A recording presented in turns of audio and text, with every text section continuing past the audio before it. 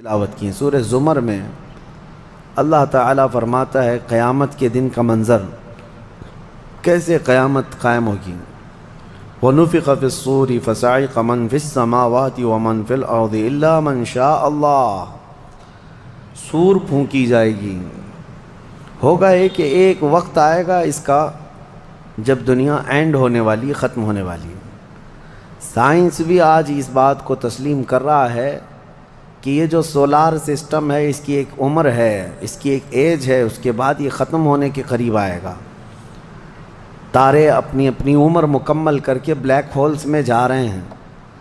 Galaxy کے اندر جو stars ہیں ان کی عمر ایک لیمیٹڈ عمر بتائی جا رہی ہے، اس میں سورج کی بھی عمر ہے، چاند کی بھی عمر بتائی جا رہی ہے۔ یہ سائنس کی باتیں ہیں، لیکن اللہ نے قرآن میں فرمایا چاند اور سورج یہ ٹکرا دیے جائیں گے، تارے ایک دوسرے سے سب ٹکرا دیے جائیں گے۔ اذا الشمس کورت واذا النجوم انکدرت۔ 30ویں پارے میں اللہ تعالیٰ نے اس میں فرمایا جب سورج کو یعنی ٹکرا دیا جائے گا اور ستارے آپس میں ٹکرا دیے جائیں گے اور سورج کالا ہو جائے گا، یعنی کچھ نہ کے برابر رہ جائے گا۔ قیامت کے قریب وَإِذَا الْجِبَالُ سُيِّرَتْ، اور پہاڑ جو ہے نا اڑا دیے جائیں گے اور سمندروں میں آگ لگا دی جائے گی، زمین پوری ختم کر دی جائے گی۔ اور سورہ قارعہ میں آپ نے پڑھا ہوگا یوم یکون الناس کالفراش المبثوث وتکون الجبال کالعہن المنفوش۔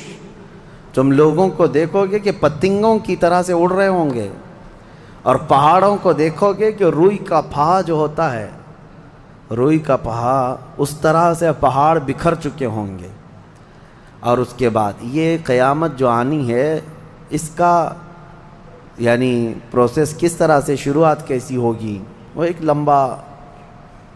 لمبی گفتگو ہے۔ مختصراً عرض کرتا ہوں کہ آیات حضور اکرم صلی اللہ تعالیٰ علیہ وسلم کی احادیث میں جو نشانیاں بیان کی گئی ہیں اس اعتبار سے قیامت کے قریب بڑی بڑی نشانیاں آئیں گی۔ دجال آئے گا، دابۃ الارض آئے گا، یاجوج ماجوج نکلیں گے، پھر اس کے بعد سورج پچھم سے نکلے گا۔ یہ سب بڑی بڑی نشانیاں ہیں۔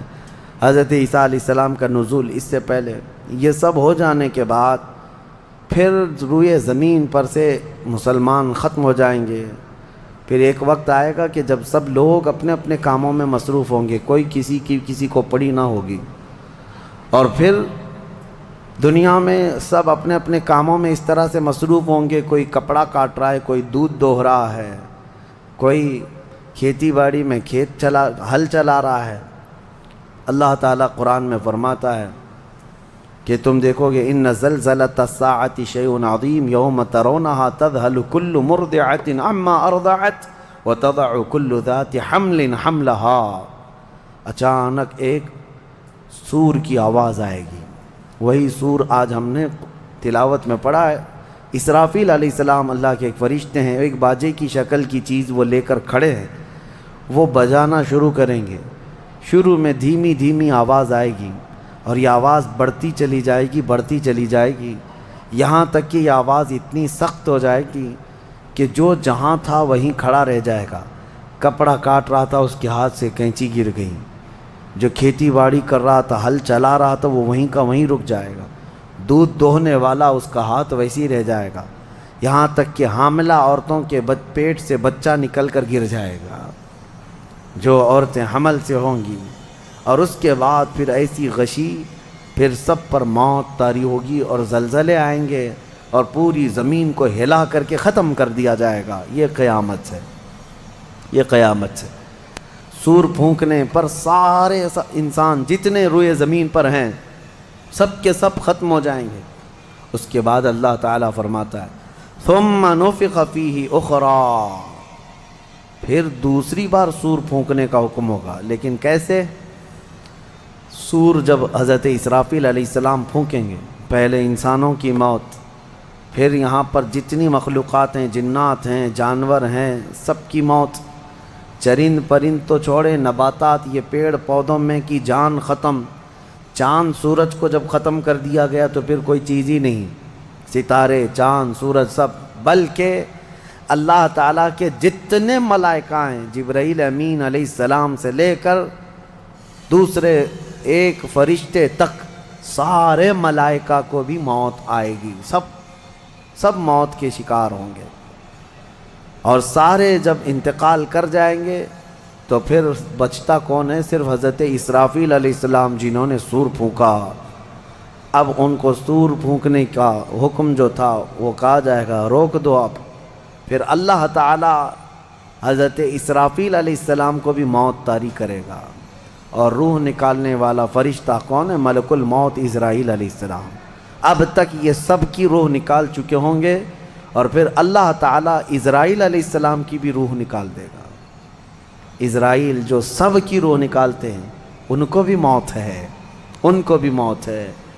اور پھر ہم نے پڑھا کل شیء ہالک الا وجہہ، ہر شے فنا ہو جائے گی سوائے رب العالمین کے۔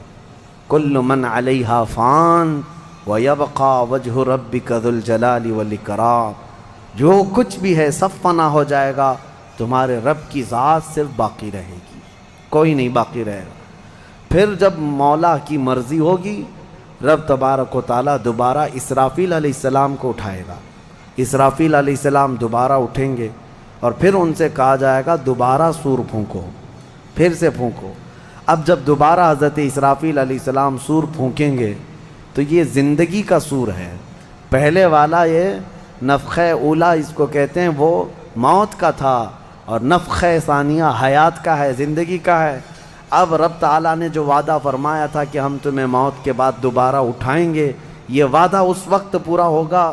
اب دوسرے مرتبہ جب سور پھونکنا شروع کرتے ہیں اسرافیل علیہ السلام، کتنے انسان آئے گئے، آدم علیہ السلام سے لے کر قیامت تک، سب وہ زمینوں میں جہاں کہیں ہوں گے، کسی کو جلا کر ختم کر دیا گیا ہو، کسی کو جانور کھا گیا ہو، کسی کو پانی میں ختم کر دیا ہو، کسی بھی طرح سے، لیکن مولا تعالیٰ سب کو اٹھانے والا ہے۔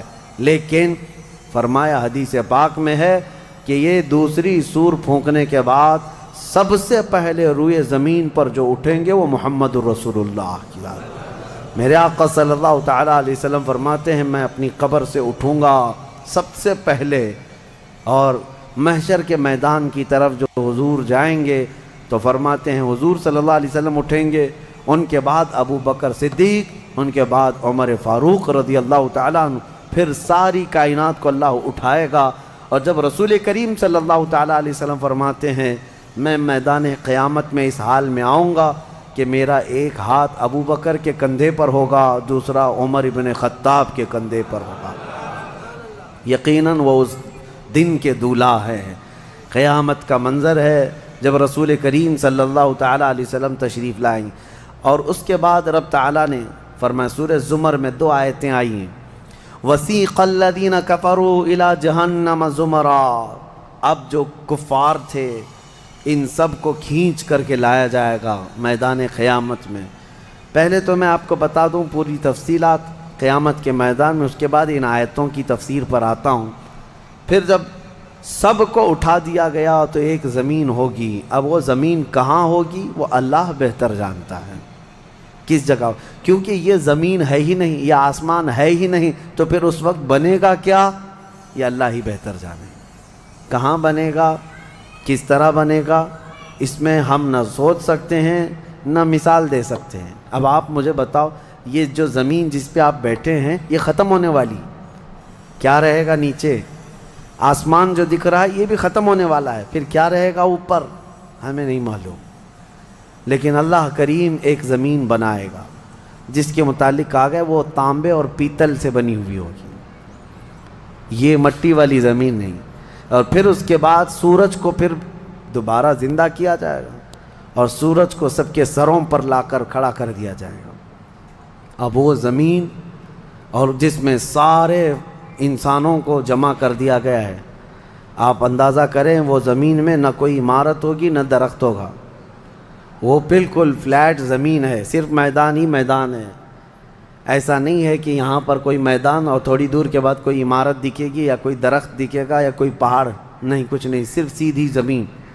اسی لیے کہ وہاں تم 500 سال بھی اس میدان میں بھاگتے رہو گے تو سائے کے لیے ایک پتا بھی نہیں ملے گا، ایک پتا بھی نہیں، کہاں سایہ حاصل کر سکو۔ لیکن کچھ خوش نصیبوں کے لیے اللہ نے فرمایا کہ عرش کا سایہ انہیں اللہ عطا فرمائے گا۔ وہ کون لوگ ہیں؟ ان میں کئی لوگ ہیں، جس میں سے ایک ہی میں بتاتا ہوں، رجل تعلق قلبہ بالمساجد، وہ ایسا آدمی جس کا دل مسجدوں میں لگا ہوا ہے، قیامت کے دن اسے اللہ عرش کا سایہ عطا فرمائے گا۔ آپ کی نماز ہو گئی، بیٹھے کیوں ہیں؟ نماز ہو گئی، نماز کے بعد چلے جانا چاہیے، لیکن تمہارا دل مسجد میں لگا ہوا ہے۔ انہی لوگوں کی فضیلت میں ہے، جب قیامت کے دن کوئی سایہ نہ ہوگا، ان لوگوں کے لیے اللہ عرش کا سایہ عطا کرے گا۔ اب یہ جو سارے لوگ جمع ہوں گے، کسی کو کچھ پتہ نہیں کہ ہونا کیا ہے، کسی کو نہیں پتہ کہ کیا ہونا ہے، نفسا نفسی کا عالم ہے، اور سب ایک دوسرے کو تک رہے ہیں۔ اب یہی مسئلہ ہے کہ سارے لوگ وہاں پہ، کفار بھی ہوں گے، مشرکین بھی ہوں گے، جتنی امتیں پہلے آئی تھی وہ بھی ہیں، انبیاء بھی ہیں، اولیاء بھی ہیں، صلحاء بھی ہیں، صحابہ بھی ہیں، علماء بھی ہیں، سب ہیں، لیکن کسی کو کچھ سوچتا نہیں کہ کیا کیا جائے۔ یہی بے خبری سے پوری مخلوق جو ہے انبیاء کے پاس جاتی ہے۔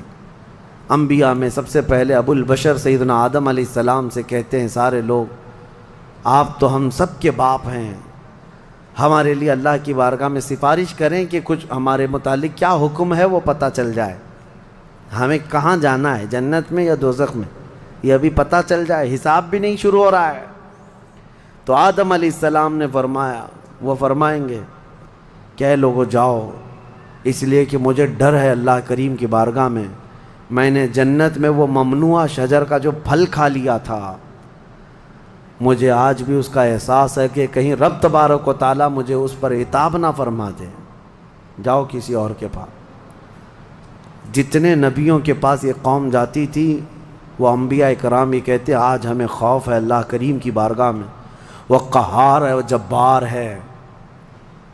اور میں نے آج ایک آیت یہ بھی پڑھی ہے سورہ مومن میں، اللہ نے فرمایا لمن الملک اليوم، اس دن یہ آواز آئے گی، آج کی بادشاہت کس کی ہے، آج کی بادشاہت کس کی ہے؟ پھر اللہ خود فرمائے گا للہ الواحد القہار، ایک قہر کرنے والے خدا کی آج بادشاہت ہے۔ اس دن صرف اس کی سلطنت ہوگی، صرف اس کی حکومت ہے۔ انبیاء، ملائکہ سب ڈرے ہوئے ہیں، پتہ نہیں برسوں یہ قوم گھومتی رہے گی مخلوق۔ عیسیٰ علیہ السلام فرمائیں گے کہ اے لوگو جاؤ محمد الرسول اللہ کے پاس، آج وہ تمہاری سنیں گے اور اللہ ان کی سنے گا۔ پوری مخلوق جب نبی کریم صلی اللہ علیہ وسلم کے پاس آتی ہے تو نبی پاک صلی اللہ تعالیٰ علیہ وسلم فرماتے ہیں ہاں میں اسی کے انتظار میں ہوں۔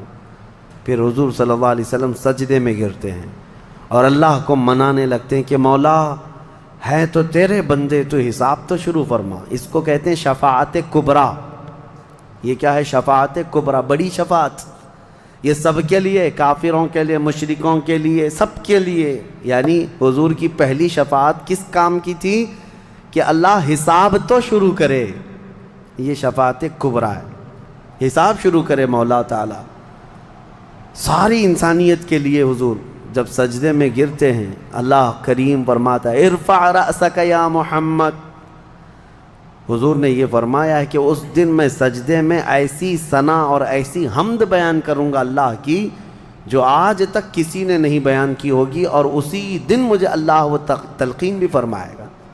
اور جب حضور ثنا کر رہے ہوں گے اللہ فرماتا ہے ارفع رأسک یا محمد، اے محمد صلی اللہ علیہ وسلم اپنا سر اٹھائیے، آپ مانگیے آپ کو دیا جائے گا، آپ پوچھئے آپ کو جواب دیا جائے گا۔ یہ پہلا سوال ہے اللہ کی بارگاہ میں قیامت کے دن، اور پہلا جواب ہے، باقی کسی بندے کو کوئی جواب نہیں تھا۔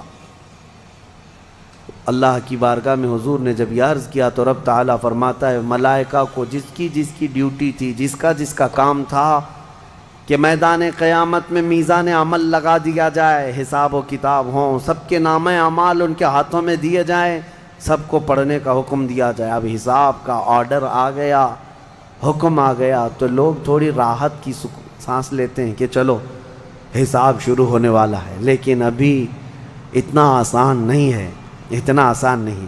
اب فرشتے لا رہے ہیں سب کے اعمال نامے. لوگوں کو ایسا لگتا ہے اعمال نامہ یہ 4 پنے کا ہوگا. ہاں، جیسے ایگزام پیپر میں فل شیٹ A4 سائز کی شیٹ لے کر کے بیٹھتے ہیں. قرآن میں تو اللہ تعالیٰ نے فرمایا کہ جب نامہ اعمال فرشتے لے کر کے آئیں گے تو کتنے ہوں گے پتہ ہے؟ تمہاری نظر جہاں تک جاتی ہوگی وہاں تک صرف کتابیں تمہاری ہوں گی، صرف تمہاری کتابیں فرشتے لاد کر کے لا رہے ہوں گے. اس میں سب لکھا ہوگا، زندگی میں جتنی مرتبہ باتیں کیا تھا، جو کچھ بھی کیا تھا، سب ڈیٹیل ہوگا. اور ہر آدمی وہاں پکار کر کے کیا کہتا ہے؟ مالی ھذا الکتاب لا یغادر صغیرۃ ولا کبیرۃ الا احصاها. اے اللہ تو کیسی کتاب بنا دیا، اس میں چھوٹی چیز بھی نہیں چھوڑی گئی، بڑی چیز بھی نہیں چھوڑی گئی، سب لکھ دیا گیا ہے. اور پھر لا کر کے تھما دیا جائے گا. یہ پہلی علامت ہے کہ جس کے سیدھے ہاتھ میں اس کے نامہ اعمال پکڑا دیے جائیں گے، فرمایا گیا اس کے لیے وہیں سے ہلکا پن ہے، بشارت ہے کہ آسانی ہوگی. اور جس کے بائیں ہاتھ میں فرشتوں نے پکڑا دیا تو سمجھ لو کہ اب لمبا اس کا وقت جانے والا ہے، حساب سخت ہونے والا ہے. یہ تو صرف پڑھ کے سنانا ہے اور اس کے بعد پھر پکڑ ہوگی کسی کام پر. یہ تو نے کیوں کیا تھا، اس کی وجہ بتا. یہ تو نے کیوں کھایا تھا، اس کی وجہ بتا. اس کے ساتھ ایسا کیوں کیا تھا، اس کا سبب بتا. صرف پڑھ کر کے سنانا نہیں ہے، جو کیا تھا اس کی وجہ بتانا ہے. اور جب وجہ کچھ نہ ہوگی، حکم آ جائے گا کہ انہیں اوندھے منہ کھینچ کر کے دوزخ کی طرف لے جائیں. یہ قیامت کے دن ہو رہا ہے. اب یہاں پر ایک دوسری شفاعت ہے میرے آقا صلی اللہ علیہ وسلم. اب یہ جو شفاعت ہے یہ خاص امت محمدیہ کے لیے. ایک شفاعت حضور نے فرمائی سارے انسانوں کا حساب شروع ہو جائے. جب حساب شروع ہو گیا تو رب حضور صلی اللہ تعالیٰ علیہ وسلم پھر سجدہ کرتے ہیں اللہ کی بارگاہ میں. اللہ فرماتا ہے محبوب سر اٹھائیں، پوچھیں، آپ کو دیا جائے گا. حضور عرض کرتے ہیں مولا میری امت کی بخشش آسان فرما دے، میری امت کا حساب آسان فرما دے. اب حضور کو اختیار دیا جائے گا. حضور کی یہ بھولی بھالی امت جہاں جہاں ہوگی حضور صلی اللہ علیہ وسلم فرماتے ہیں میں ان کو دور سے پہچان رہا ہوں گا. دیکھو میرے عزیزو، بھرا مجمع ہے، کتنی امتیں ہیں. ایک صحابی نے پوچھا یا رسول اللہ ہم کو آپ قیامت میں پہچانیں گے؟ حضور نے فرمایا یقیناً پہچانوں گا. کیسے؟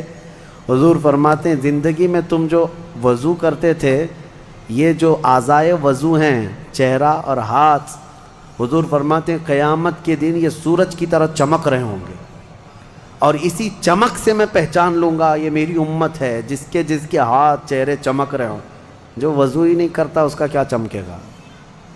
لیکن حضور صلی اللہ تعالیٰ علیہ وسلم نے حدیث پاک ہے یہ وضو کے اعضاء کی چمک سے حضور اپنی امت کو پہچان لیں گے، فلاں میرا امتی ہے، فلاں میرا امتی ہے.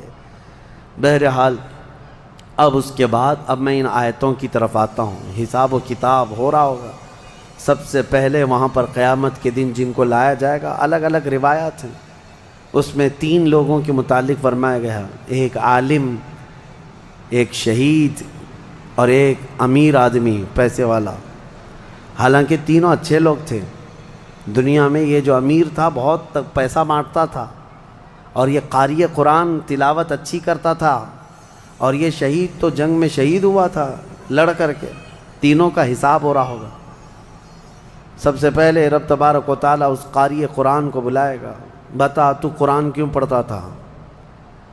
وہ کہے گا میں نے تجھے اچھی آواز دی تھی، اچھی آواز دی تھی، تو نے اس آواز کا کیا کیا؟ وہ کہتا ہے میں قرآن پڑھتا تھا بہترین انداز میں. رب تعالیٰ فرماتا ہے تو اس لیے پڑھتا تھا کہ لوگ تیری آواز کی تعریف کریں. کیا آواز ہے؟ اور لوگوں نے تعریف کر دیا. دنیا میں تجھے تیرا بدلہ مل گیا، یہاں قیامت میں کچھ نہیں، جاؤ جہنم میں. مالدار آئے گا، اس سے رب تعالیٰ فرمائے میں نے تجھے بہت مال دیا تھا، کیا کیا؟ کہے گا رب تعالیٰ میں نے غریبوں میں تقسیم کیا ہے، بہت خیرات کیا ہے.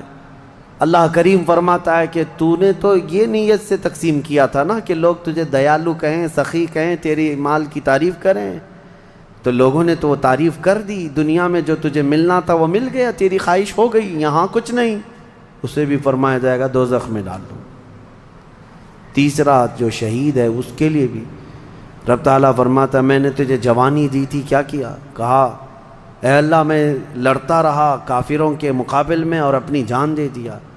فرماتا ہے رب تعالیٰ کہ تو یہ سوچتا تھا نا کہ لوگ تیری بہادری کی تعریف کریں، لوگ تجھے بطل جلیل کہیں، مجاہد کہیں، تو یہ لوگوں کی تعریف سننے کے لیے کرتا رہا۔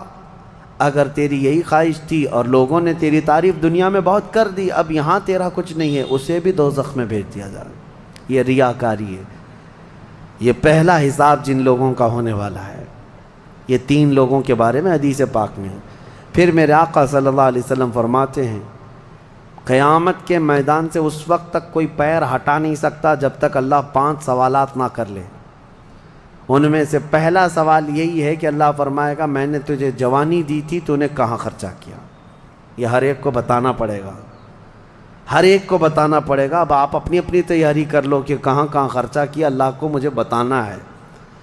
آج اگرچہ تم ہماری باتوں کی طرف توجہ نہیں کرو گے، کیئر نہیں کرو گے، لیکن ایک دن وہ آئے گا جب تمہیں اللہ کی بارگاہ میں کھڑے ہو کر اپنی جوانی کا پل پل بتانا ہوگا، وہاں کوئی چارہ نہیں ہوگا۔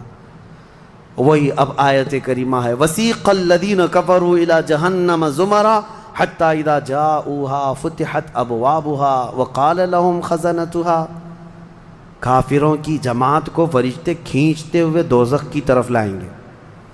دوزخ کیسی ہوگی میں انشاءاللہ العزیز اس کو عرض کروں گا آخری میں، رمضان کے آخر میں، کیونکہ یہ جو عشرہ گزر رہا ہے یہ جہنم سے آزادی کا عشرہ ہے۔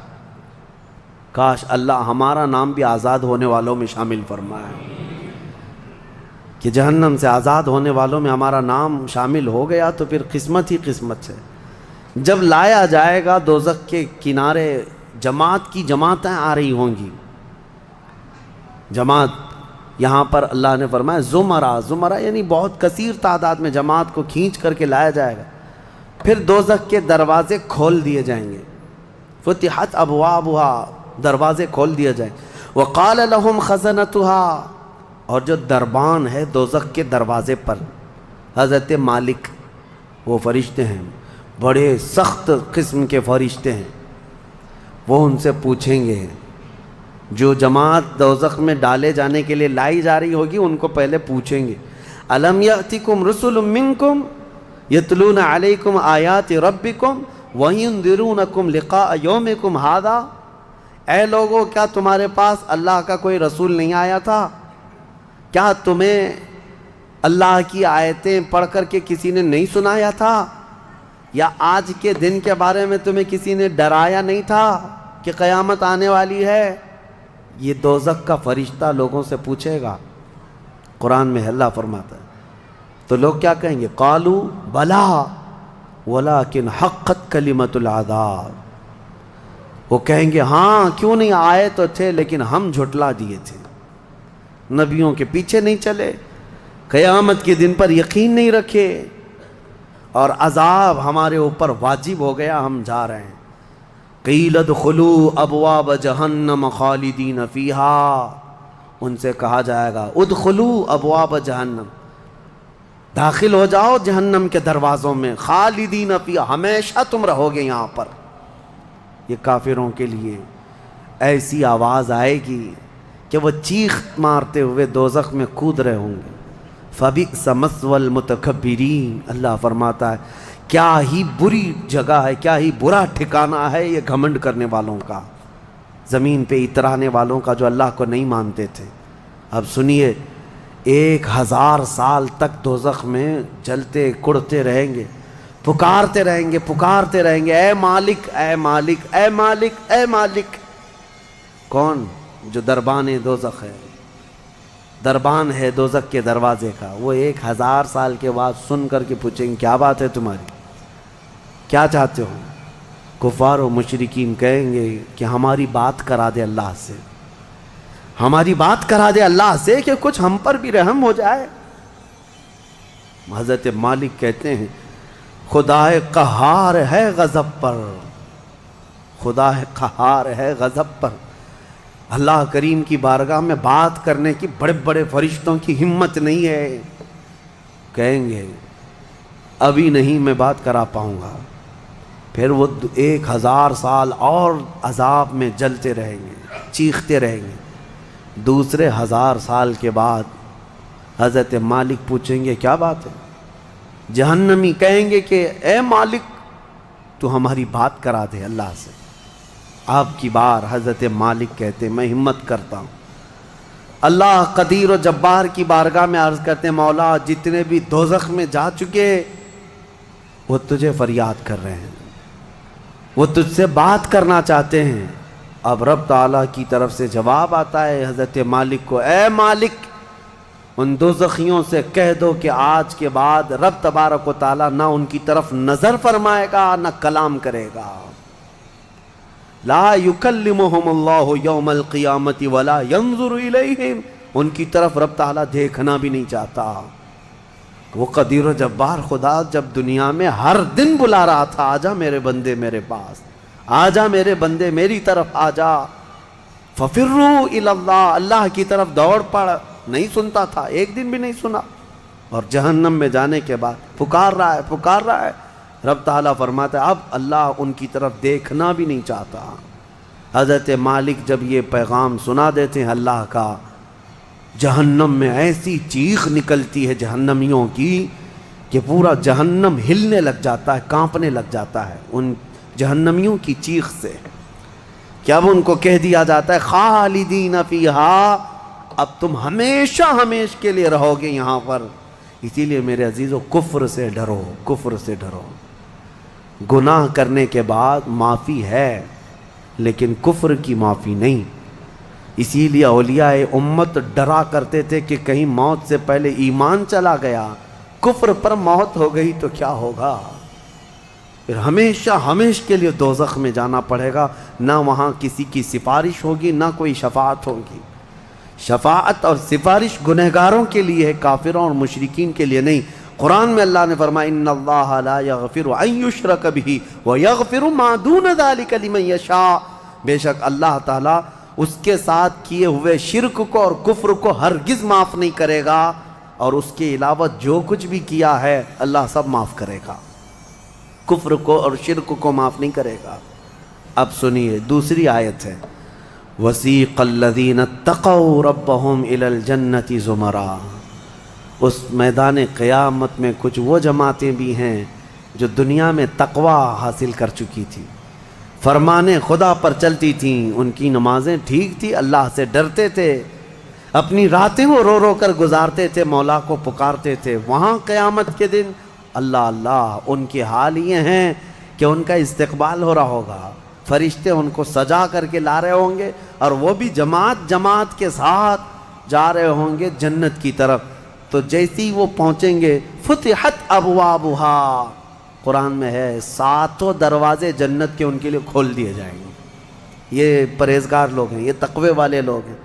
جیسے ہی جنت کے دروازے کھلیں گے وقال لهم خزنتها، وہاں پر بھی دربان ہے ایک، جنت کے دروازوں کا دربان وہ حضرت رضوان ہے علیہ السلام، وہ فرشتہ وہاں پر ہے، جنت کے دربان ہے۔ جیسے ہی یہ جماعتیں قریب پہنچیں گی دروازوں کے، کیا کہے گا دربان جنت؟ وقال لهم خزنتها سلام علیکم طبتم، مبارک ہو اللہ کی سلامتی ہو تم کو۔ یہ جو ہم سلام کرتے ہیں نا السلام علیکم، یہ جنتی سلام ہے۔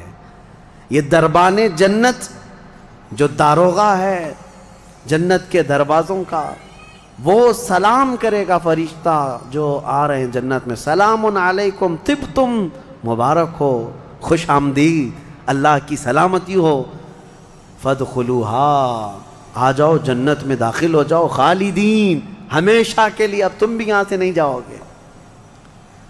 اب ہمارے اس چھوٹی سی زندگی میں بتاؤ میرے عزیزوں، اب اندر جیسے ہی جنتی داخل ہوتے ہیں کیسے، سب سے پہلی نعمت کیا ملتی ہے جنت میں؟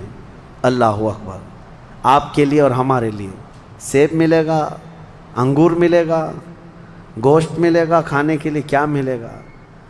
میرے عزیزو سب نعمتیں اپنی جگہ پر، لیکن فرمایا گیا جنتی جیسے ہی جنت میں پہلا قدم رکھتا ہے محمد الرسول اللہ کھڑے ہوں گے، میرے آقا صلی اللہ تعالیٰ علیہ وسلم ہوں گے اپنے امتیوں کے استقبال کے لیے۔ اس سے بڑی نعمت کیا ہے میرے عزیز؟ جنت میں داخل ہو جانے کے بعد اب سورہ واقعہ جب آپ پڑھیں گے تو جنت کا اس میں تذکرہ ہے۔ اللہ نے فرمایا ثلۃ من الاولین وقلیل من الآخرین علی سرر موضونۃ متکئین علیہا متقابلین۔ وہاں دیوان لگائے ہوں گے، بڑے بڑے محلات ہوں گے جن کی ایک اینٹ سونے کی، ایک اینٹ چاندی کی بنائی ہوگی، پورے زمین پر جو گھاس ہوگی وہ زعفران سے بھی زیادہ ملائم۔ اور اللہ نے کتنی جگہ قرآن میں فرمایا جنات تجری من تحتها الانہار، ایسے باغیچے جن میں نہریں بہہ رہی ہوں گی، اور ایسی نہریں جن کا پانی دودھ کی طرح سفید، شہد سے زیادہ میٹھا اور ٹھنڈا، یہ ٹھنڈے میٹھے پانی کی نہریں جس کو کوثر اور سلسبیل کہا گیا ہے، یہ جنت کے باغیچوں سے ہو کر گزر رہی ہوں گی۔ جنتی جتنے بھی ہوں گے وہاں پر وہ نہروں کے قریب بیٹھے ہوں گے، ان کے چہرے اتنے چمک رہے ہوں گے، وجوہ یومئذ ناظرہ، ایسے چمک رہے ہوں گے، دمک رہے ہوں گے، 14ویں کا چاند ان کے چہروں کے سامنے پھیکا ہوگا۔ یہ جنتیوں کے چہرے ہوں گے، اور وہ اپنے جب جنتی محل میں جائیں گے، ایک محل سامنے ہوگا، دوسرا محل ادھر ہوگا، آمنے سامنے جنتی باتیں کرتے ہوئے بیٹھیں گے۔ یہ قرآن پاک میں اللہ نے فرمایا ان کی خدمت کے لیے غلمان لڑکے بھی ہوں گے، حوران جنت وہ جنتیوں کی خدمت کے لیے ان کی بیویاں وہاں پر بنائی جائیں گی، وہ اتنی حسین اور جمیل خوبصورت ہیں کہ جنتی کے لیے آج تک نہ ویسی خوبصورتی یا حسن دنیا میں کسی نے سنا ہے نہ دیکھا۔ یہ حوران جنت ہر جنتی کو دی جائیں گی۔ اب اس کے بعد جنت میں پہنچ جانے کے بعد تمہارے لیے کیا نہیں ہوگا؟ ایک طبقہ انبیاء کا ہے، ایک طبقہ جنت میں اولیاء کا ہے، ایک طبقہ شہداء کا ہے، ایک طبقہ صدیقین کا ہے، اور پھر جنتی کے لیے قرآن میں ہے جو وہ خواہش کرے گا فرشتے فوراً اس کے لیے وہ حاضر کریں گے۔ جو چیز کی خواہش کرے گا، جس دن تمہاری وہاں خواہش ہوگی کہ مجھے یہاں غریب نواز کا دربار دیکھنا ہے، جنت میں غوث پاک کہاں ہے وہاں جانا ہے، صحابہ میں خلفائے راشدین کہاں ہیں وہاں جانا ہے، انبیاء اکرام کہاں ہیں، شہداء و صالحین کہاں ہیں وہاں جانا ہے۔ جنتی گھوم رہا ہوگا، اور کیا ہی بہتر ہوگا جنتی جب یہ خواہش کرے گا مجھے محمد الرسول اللہ کے محل میں جانا ہے، وہاں بھی اسے پہنچایا جائے گا۔ وہ ہر ایک بڑے سے بڑے انبیاء، صالحین، شہداء اور رسولان اعظام کے ہاں جاتا رہے گا، آتا رہے گا، جاتا رہے گا، آتا رہے گا۔ جنت کی نعمتیں اس کی ختم نہیں ہوں گی، یہاں تک کہ اللہ کریم فرمائے گا حوران جنت کو یہ میرے وہ بندے ہیں جو صرف میری حمد سنتے تھے دنیا میں، اے حوران جنت تم اپنی میٹھی آواز میں اب میری حمد ان کو یہاں سناؤ۔ 100 سال تک وہ حوران جنت انہیں حمد سناتی رہیں گی۔ پھر جنتیوں سے اللہ پوچھے گا پیٹ بھر گیا؟ وہ جنتی کہیں گے مولا اور تیری تعریف سننے کا دل کرتا ہے۔ داؤد علیہ السلام جن کی آواز میں بڑی مٹھاس تھی، رب تعالیٰ فرمائے گا اے میرے داؤد خلیفۃ اللہ، آؤ ان جنتیوں کو اپنی سریلی آواز میں میری حمد سناؤ۔ اب وہ 100 سال تک سناتے رہیں گے، اور جنتی مدہوش ہوں گے اور سنتے رہیں گے، یہ جنت کے ترانے وہاں پر سنائے جا رہے ہیں۔ اس کے بعد پھر رب تعالیٰ فرمائے گا اب تم سیراب ہو گئے کہ داؤد علیہ السلام کی زبان سے تو چڑیاں بھی سننے کے لیے کھڑی ہو جاتی تھی، پرندے بھی ہوا میں رک جاتے تھے۔ اب جنتی کہیں گے کہ مولا اور تیری حمد ہو اور تیری تعریف ہو، ہم سننا چاہتے ہیں۔ رب تعالیٰ جب فرمائے گا اے فرشتوں حجابات ہٹاؤ، اب میں سناؤں گا اور میرے بندے سنیں گے۔ اب یہ جنت کی سب سے بڑی نعمت وجوہ یومئذ ناظرہ الی ربہا ناظرہ، مولا فرماتا ہے چہرے چمک رہے ہوں گے اس بات کے لیے کہ بغیر حجاب کے وہ اپنے اللہ کو دیکھ رہے ہوں گے۔ اس سے بڑی نعمت جنتی کو کچھ نہیں ہے کہ مولا کریم حجابات ہٹا دے گا، جس کے تم یہاں سجدے کرتے ہو، جس سے تم گڑ گڑا کر مانگتے ہو، وہ مولا جنت میں پردے ہٹا دے گا، اور فرمایا گیا جنت کی سب سے بڑی نعمت دیدار الہی ہے۔ اسی لیے رمضان میں بھی میرے آقا نے فرمایا افطار کرنے والے کو دو خوشیاں دی جائیں گی، کہ جب بندہ افطار کرتا ہے تو اس کے لیے بھی یہ فرمایا گیا ہے کہ جیسے ہی وہ افطار کرتا ہے، ایک تو اس کے پیٹ ٹھنڈے ہونے کی خوشی ہے، گلا تر ہونے کی خوشی ہے، لیکن دوسری خوشی ہر افطار کرنے والے روزے دار کے لیے کہ رحمان فرمائے گا میں نے تیرا محفوظ کر لیا ہے جنت میں، اب تجھے میں اپنا دیدار کراؤں گا۔ روزے داروں کو اللہ کا دیدار ہوگا تو یہ جنتی جنت میں پہنچ جائیں گے، دوزخی دوزخ میں پہنچ جائیں گے۔ میں نے یہ جو 2 آیتیں آئی تھی اس کی تفسیر آپ کے سامنے رکھ دی، فیصلہ تمہارے پاس ہے زندگی کیسی گزارو گے۔ لیکن میرے آقا نے فرمایا جنت کا جو راستہ ہے نا وہ کیسا ہے؟ کانٹوں سے بھرا ہوا ہے یہاں دنیا میں۔ جہنم کا راستہ پھولوں سے سجا ہوا ہے، بہت ٹھنڈا ہے، بہت آرام دہ ہے۔ دوزخ کا راستہ، میں الٹا تو نہیں بول رہا، سیدھا ہی بول رہا ہوں، جہنم کا راستہ پھولوں سے سجا ہوا ہے اور جنت کا راستہ کانٹوں سے بھرا ہوا ہے۔ میرے آقا نے فرمایا یہاں دنیا میں کانٹوں سے بھرا ہوا ہے، لیکن اس پر اگر کوئی چل گیا تو وہ کانٹے ختم ہوتے ہی اس کے لیے جنت کے باغات ہیں۔ اور جو دنیا میں ان پھولوں کے راستے کو چن لیا دوزخ کے، جیسے ہی یہ راستہ ختم ہوگا اس کے بعد صرف آگ ہی آگ ہے، آگ ہی آگ ہے۔ چنو کون سا راستہ، تم یہاں کے پھول چاہتے ہو یا پھر آخرت کے باغیچے، یا یہاں کے کانٹے اور آخرت کی آگ، یہ تمہارے ہاتھ میں ہے، کس طرح سے تم اپنی زندگی کو متعین کرتے ہو۔ بس یہ رمضان کی آج پہلی تاکرات ہے، ہو سکتا ہے آج شب قدر ہو، اور اللہ کریم کی بارگاہ میں مانگو کہ اے اللہ ہمیں بن مانگے تو نے اپنے حبیب کی امت میں پیدا کیا ہے، اور ہم تیری بارگاہ میں اب سوال کرتے ہیں مولا تو اپنی جنت سے ہم غریبوں کو محروم نہ فرما۔ اے اللہ ہم تیری دوزخ میں جانے، ہم تیری جنت میں جانے کے قابل تو نہیں، لیکن تیری دوزخ کا عذاب سہنے کے بھی قابل نہیں، بس تو اپنے فضل اور جود و کرم سے ہم سب کی بخشش کر اور ہمیں جنت عطا فرما۔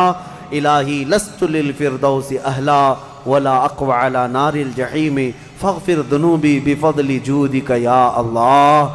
وآخر دعوانا ان الحمد للہ رب العالمین۔ السلام علیکم۔